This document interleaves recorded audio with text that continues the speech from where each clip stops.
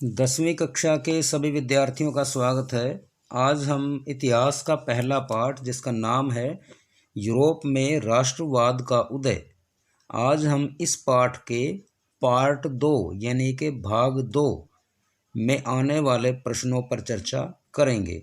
इससे पहले हम प्रश्न संख्या 1 से लेकर के और प्रश्न संख्या 25 तक पार्ट 1 में डिस्कशन कर चुके हैं। आज हम प्रश्न नंबर 26 से शुरू करेंगे।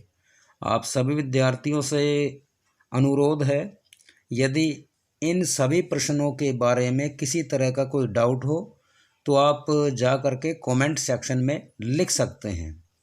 तो आइए शुरू करते हैं। प्रश्न नंबर 26, वियना सम्मेलन की जो मेज़बानी की थी यानी कि बुलाया था सम्मेलन, यह किसने बुलाया था? तो ऑस्ट्रिया के चांसलर ड्यूक मैटरनिख ने यह सम्मेलन बुलाया था। कौन सा सम्मेलन? वियना का सम्मेलन। अगला प्रश्न 27 नंबर, जालवेराइन जैसा कि पहले हमने बताया था कि एक शुल्क संघ बनाया था, ठीक है। तो जालवेराइन शुल्क संघ जो था, तो इसका मुख्य लक्ष्य जर्मन के लोगों को आर्थिक रूप से संगठित करना था। यह विचार किसके थे कि भाई जालवेराइन का जो उद्देश्य था वो मूल रूप से जर्मन लोगों को संगठित करना, हर रूप से, आर्थिक रूप से सबसे पहले, उसके बाद सामाजिक रूप से। तो ये विचार किसके थे? तो ये विचार थे जर्मनी विश्वविद्यालय और जर्मनी का ट्यूबिंजन विश्वविद्यालय, और वहाँ के प्रोफेसर थे फ्राइड्रिख लिस्ट। इन्होंने ये विचार दिए थे। अगला प्रश्न, प्रश्न नंबर 28 आपके सामने है। फ्रांस में सेंसरशिप यह कब लागू हुआ था? सेंसरशिप का मतलब है कि अखबारों में खुलेआम ना लिखना या प्रशासन की आलोचना ना करना।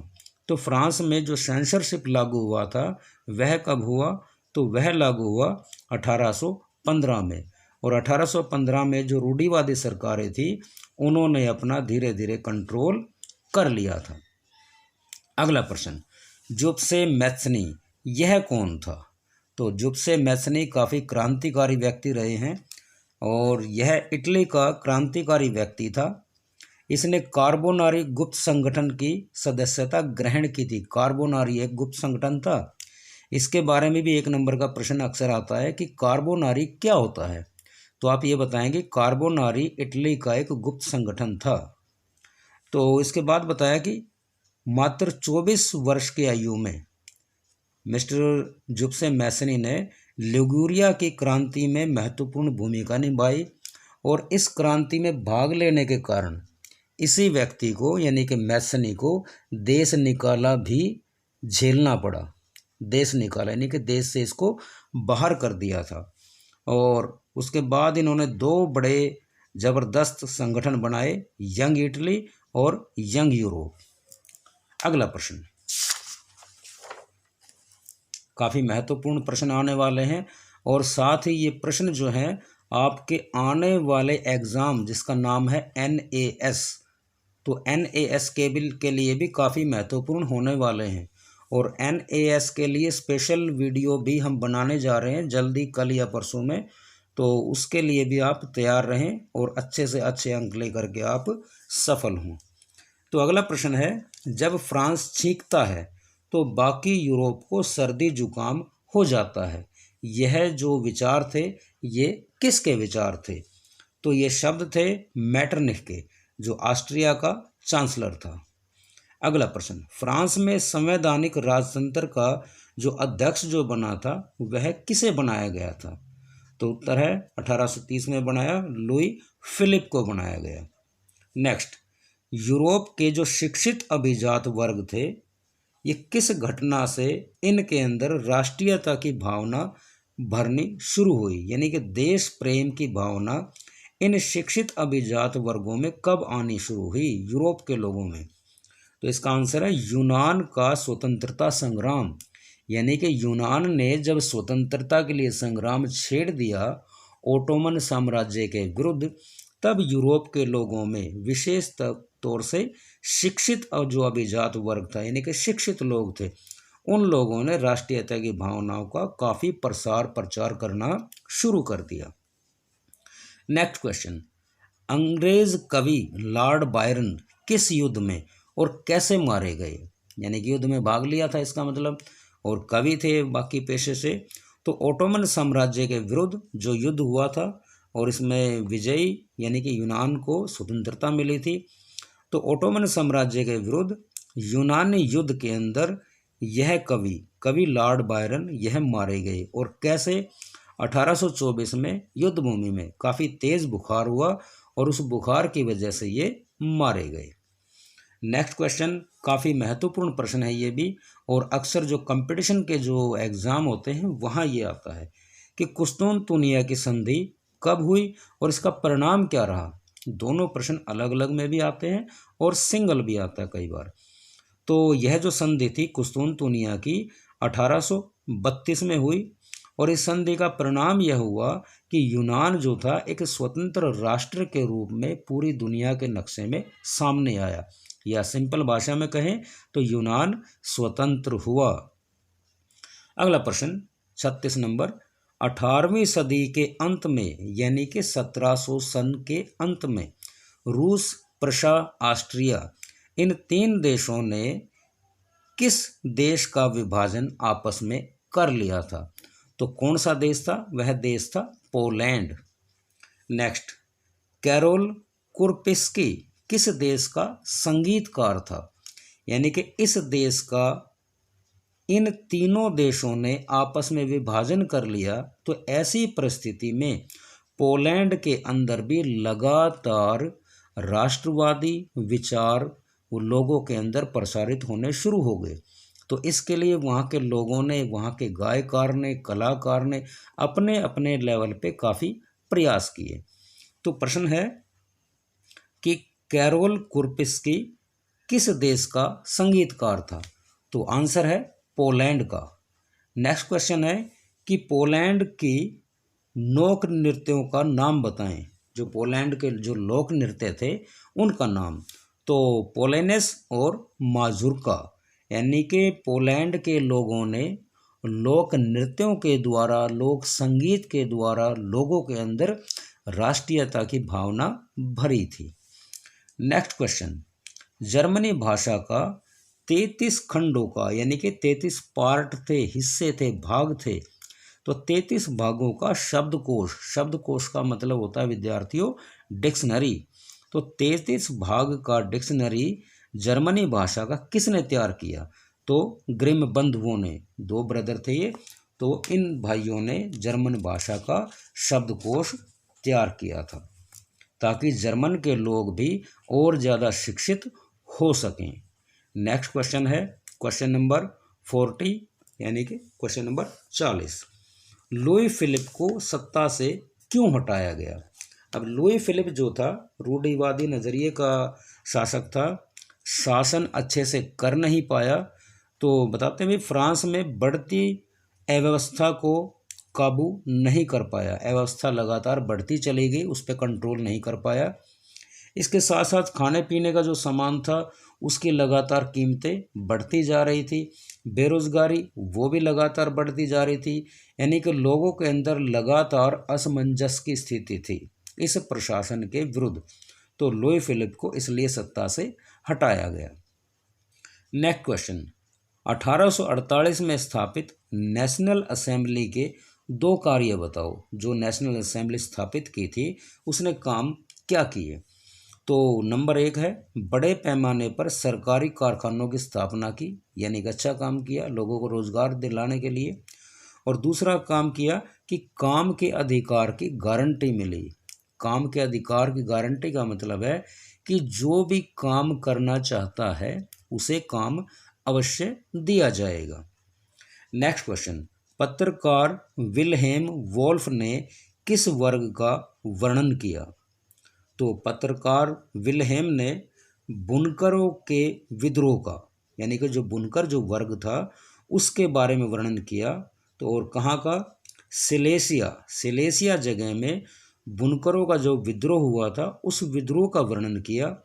और इस विद्रोह में लगातार जो शोषक करता थे इनका शोषण करते थे, लगातार बुनकरों से इनका सामान लेकर के इनको समय पे मेहनताना ना देना। तो इस तरह से विद्रोह हुआ और इस विद्रोह में 11 बुनकरों की गोली मारकर हत्या कर दी गई। तो काफ़ी बड़ा विद्रोह हुआ था ये। तो पत्रकार विल्हेम वोल्फ ने इस वर्ग विशेष का वर्णन किया था। नेक्स्ट क्वेश्चन, जर्मनी की मध्यम वर्गीय प्रतिनिधि किसे घोषित करना चाहते थे? जर्मन के जो मध्य वर्गीय लोग थे, मध्य वर्गीय यानी कि जो ज़्यादा अमीर नहीं थे, गरीब भी नहीं थे, तो इस तरह के जो वर्ग के लोग थे, किसे राजा बनाना चाहते थे? तो उत्तर है पर्शिया के राजा फ्रेडरिक विल्हेम चतुर्थ को ये राजा बनाना चाहते थे। अगला question, question number 14, Ottoman Bismarck यह कौन था? तो पर्शिया का मंत्री जिसने जर्मनी एकीकरण में बड़ी जबरदस्त भूमिका निभाई थी, इसका नाम था ओटोमन बिस्मार्क। इसका आपको देखते हैं किताब के अंदर फोटो मिलेगा तो आपको ज़रूर दिखाते हैं ओटोमन बिस्मार्क। बिल्कुल ये आपकी किताब के अंदर ये फोटो है ओटोमन बिस्मार्क का, यानी कि काफ़ी अनुशासित व्यक्ति रहे हैं। आगे चलते हैं, कार्ल वेलकर ये कौन थे? तो कार्ल वेलकर जो थे फ्रैंकफर्ट संसद के एक निर्वाचित सदस्य थे। फ्रैंकफर्ट संसद के निर्वाचित सदस्य। इससे पहले जो प्रश्न एक छूट गया है 45 नंबर, इटली के एकीकरण में प्रमुख योगदान, प्रमुख भूमिका यह किन लोगों की रही है? तो इटली के एकीकरण से पहले विद्यार्थियों, इटली कुल मिला के 7 राज्यों में विभाजित था और ये 2 व्यक्ति थे जिनका नाम था मंत्री काबूर और गैरीबाल्डी। इन 2 लोगों ने इटली का एकीकरण करने में काफ़ी बड़ा योगदान दिया था। और इटली का जो नक्शा है आपकी बुक में भी है, बिल्कुल डेफिनेटली। तो ये है इटली के अलग अलग राज्य जिनको एकीकृत करने के लिए मंत्री काबूर और गैरीबाल्डी ने काफ़ी योगदान दिया था। Next question, Luise Otto Peters. Luise Otto Peters ये कौन थी? तो जर्मनी की प्रसिद्ध नारीवादी और राजनैतिक कार्यकर्ता थी जो महिलाओं के अधिकारों के लिए लगातार काम कर रही थी। नेक्स्ट क्वेश्चन है, एकीकृत इटली यानी कि इटली के एकीकरण होने के बाद में शासक वहाँ का कौन बना? तो उत्तर है एमैनुअल सेकंड, एमैनुअल द्वितीय, और 1861 में इसको बनाया गया। नेक्स्ट क्वेश्चन है, और ये पेज पे इस पार्ट के लास्ट 1 क्वेश्चंस हैं। तो question number 49, yes, United kingdom और ग्रेट ब्रिटेन इनका गठन कब हुआ? तो यूनाइटेड किंगडम और ग्रेट ब्रिटेन का गठन हुआ 1707 के अंदर।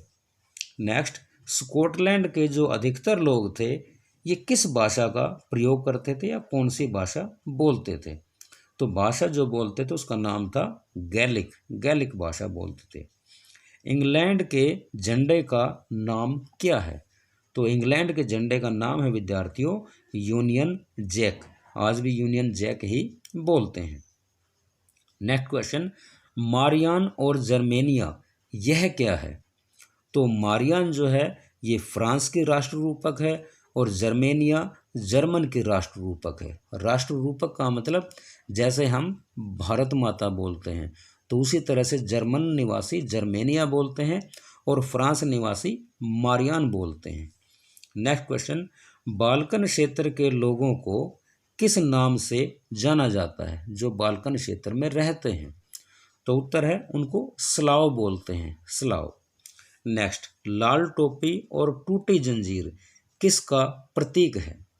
तो लाल टोपी और टूटी जंजीर ये दोनों के दोनों स्वतंत्रता का प्रतीक है, यानी कि जब जंजीर टूटती है इसका मतलब गुलामी से निजात मिलती है, तो स्वतंत्रता का प्रतीक है। नेक्स्ट क्वेश्चन, जर्मन बलूत, बलूत पेड़ होता है, तो जर्मन बलूत किसका प्रतीक है? तो जर्मन बलूत जो है यह वीरता का प्रतीक है। और अक्सर जब आप फोटो देखेंगे जर्मेनिया के तो बिल्कुल उसके माथे पे जर्मन बलूत के पत्तों का आप मुकुट देखेंगे। जैसे ये जर्मेनिया का आप फोटो देख रहे हैं, नीचे जर्मेनिया और चित्रकार फिलिप वेट। नेक्स्ट क्वेश्चन है कि God save our noble king किस देश का राष्ट्रीय गान है? तो God save our noble king यह राष्ट्रीय गान है इंग्लैंड का। किस देश का? इंग्लैंड का। नेक्स्ट क्वेश्चन है कि राइन यह क्या है? राइन से राइन लैंड भी बनता है। तो राइन जो है जर्मन की प्रसिद्ध नदी है और राइन लैंड जो है विद्यार्थियों जर्मनी के अंदर कोयला और लोहे के लिए काफ़ी प्रसिद्ध स्थान है, जहाँ जहाँ कोयले और लोहे के ऊपर जर्मनी की जो उद्योग है, इंडस्ट्री है, वो निर्भर करती है। और लास्ट क्वेश्चन है इस पार्ट का कि बाल्कन समस्या किस विश्व युद्ध का कारण बनी? तो बाल्कन समस्या जो बनी विद्यार्थियों वह पहले विश्व युद्ध का कारण बनी। इससे पहले हम इस लेसन को समाप्त करें, एक फ़ोटो ये है आपके सामने जो है फ्रैंकफर्ट संसद, और फ्रैंकफर्ट संसद के अंदर ये बिल्कुल आप देख रहे होंगे यह जर्मेनिया का फ़ोटो, यानी कि संसद के अंदर वहाँ की राष्ट्र रूपक जर्मेनिया का फ़ोटो भी लगाया गया है। तो इसी के साथ आज यह लेसन समाप्त होता है। आशा आप सभी विद्यार्थियों ने इसका काफ़ी आनंद लिया होगा और आप इन प्रश्नों को याद भी करेंगे। और अंत में वही आप सभी से एक संदेश कि आप इस चैनल को शेयर और सब्सक्राइब कर सकते हैं, और यदि यह कंटेंट आपको अच्छा लगा है तो आप इसे लाइक भी कर सकते हैं। धन्यवाद।